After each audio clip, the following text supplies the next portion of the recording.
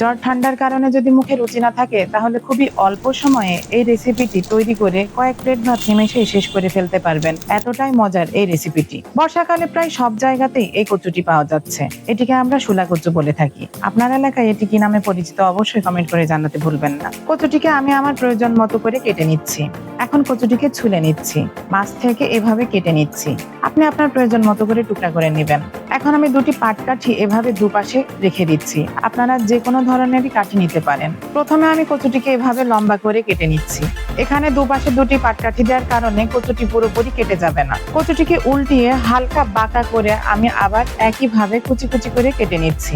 এর ফলে কি হয়েছে দেখতেই পাচ্ছেন, খুব সুন্দর একটি স্প্রিং এর মতো তৈরি হয়েছে। এখন আমি কচুর স্প্রিং গুলাকে পানি দিয়ে কিছু সময় ভিজিয়ে রাখবো। সামান্য লবণও দিয়ে দিচ্ছি, তাহলে কচুটি বেশ নরম হবে। অন্যদিকে একটি বাটি নিয়ে তাতে দিচ্ছি 2 টেবিল চামচ পরিমাণে ময়দা, দিচ্ছি 2 টেবিল চামচ পরিমাণে সুজি। এখানে আমি চালের গুঁড়া সুজি নিয়েছি। হলুদের গুঁড়া দিচ্ছি 1 চা চামচ, স্বাদ মতো দিচ্ছি লবণ, মরিচের গুঁড়াও দিচ্ছি 1 চা চামচ। রেসিপিটি একটু ঝালঝাল হলে খেতে ভালো লাগে। কালো জিরাও দিয়ে দিচ্ছি সামান্য।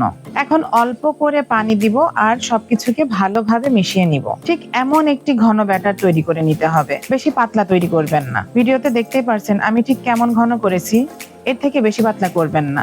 এদিকে ভিজিয়ে রাখা কচুর স্প্রিং গুলা অনেকটাই নরম হয়ে গেছে। এ পর্যায়ে চুলায় একটি কড়াই বসিয়ে তাতে আমি বেশি করে তেল দিয়ে দিচ্ছি। এখন কচুগুলাকে পানি থেকে একটু চিপে ব্যাটারের ভিতরে দিয়ে দিচ্ছি। ব্যাটারটিকে কচুর ভিতরে খুব সুন্দরভাবে এভাবে হাত দিয়ে দিবেন। তাহলে কচুটির সব জায়গাতে ব্যাটারটি খুব সুন্দরভাবে ছড়িয়ে যাবে। এখন আমি কচুর স্প্রিং গুলাকে এক এক করে তেলের ভিতরে ছেড়ে দিচ্ছি। এগুলাকে অবশ্যই হালকা আঁচে ভেজে নিতে হবে, তাহলে কচুর স্প্রিং বড়াগুলার উপরে পুড়ে যাবে এবং ভেতরে কাঁচাই থেকে যাবে। সেক্ষেত্রে খেতে খুব একটা ভালো লাগবে না। এক পাশ হয়ে গেলে এভাবে উল্টিয়ে দিব।